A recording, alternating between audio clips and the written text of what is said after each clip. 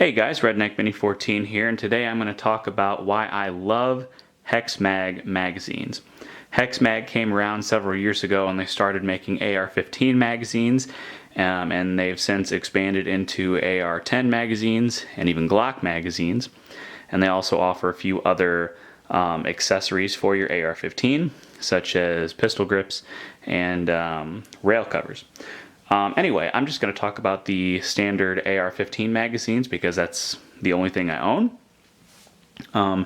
So several years ago I bought several of these Gen 1 magazines. These are the first magazines that they came out with, and they have these bright orange followers and floor plates, and they make for a good toolless takedown, which is one thing that I really like with these magazines.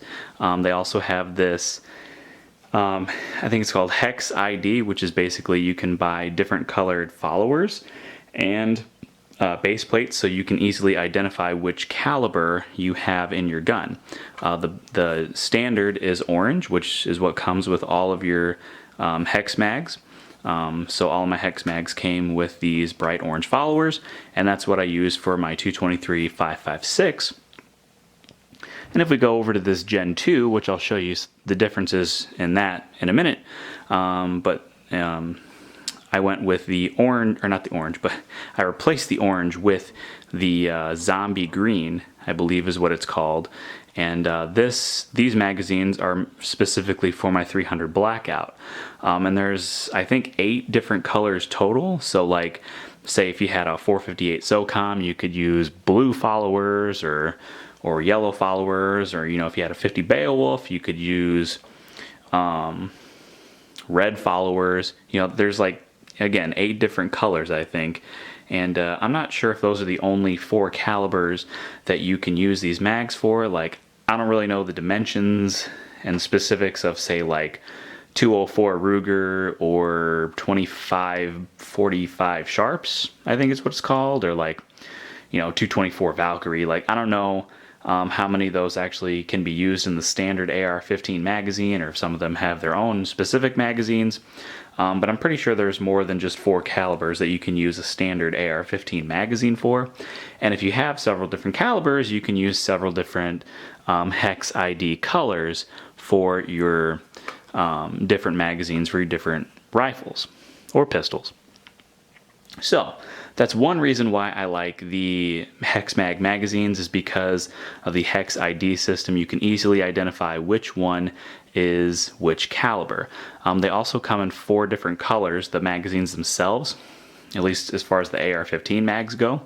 So you can get them in standard black, which is what my Gen 1s are.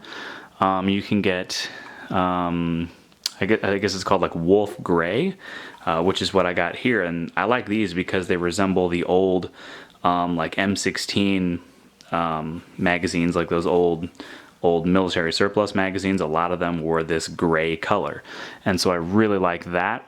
You can also get them in flat dark earth and OD green. So 4 different colored magazines to choose from, and 8 different colored Hex ID followers. So you have a wide variety of different options as far as colors go. Now, I don't think they make the Gen 1s anymore. I think they've just switched production to the Gen 2.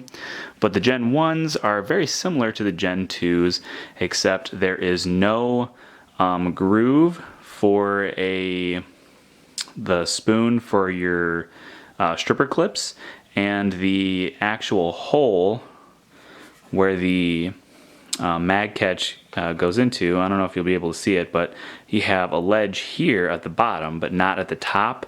It's just, a hole and then a ledge at the bottom. Whereas the new one, and again, this has the grooves for stripper clips. So if you can use stripper clips on these magazines, which is really cool. Got a lot of stripper clipped ammo, except this is for the 300 Blackout, but you can still use stripper clips on 300 Blackout. And it has a little bit of a ledge. I don't know, it's hard to tell, but it's not a big ledge, it's just a little bit of a ledge at the top of the mag catch hole, to give it just a little bit more strength for actually holding it in. Those are the only two differences that I know of between the Gen 1s and the Gen 2s. There might be some more different, like differences in, say, dimensions, internal dimensions or something.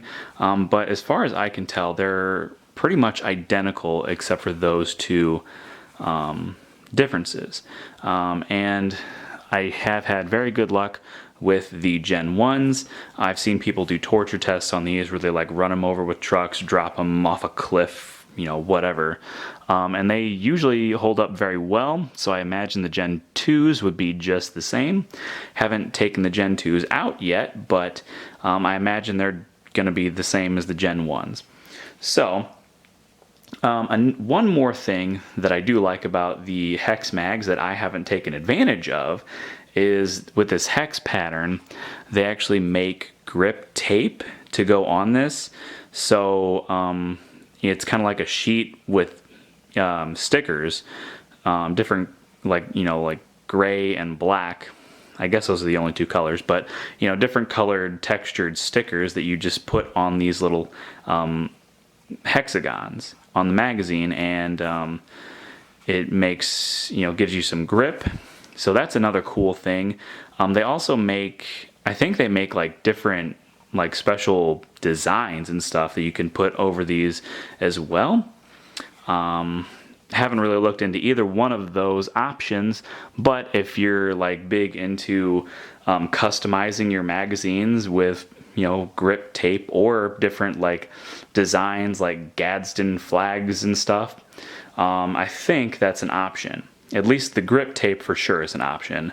I'm not sure if they still do those special designs or not. And also I think the grip tape would also work on their pistol grips and on their rail covers as well, because those all have the hexagon patterns on them. So there's just tons of different options from Hexmag. Again, I just have the two different types of magazines, but I do love these magazines, and I would be willing to try some of their other products. Again, they have AR-15, AR-10, and Glock 17 magazines. I would really like it if they did Glock 22 magazines, but I don't really see that happening because I would like to try them out. I don't have a 9mm Glock, I only have a 40. Maybe someday I'll get a 9, but so far it's just 40, and they also don't do AK magazines yet. Maybe they will in the future, possibly, I don't know.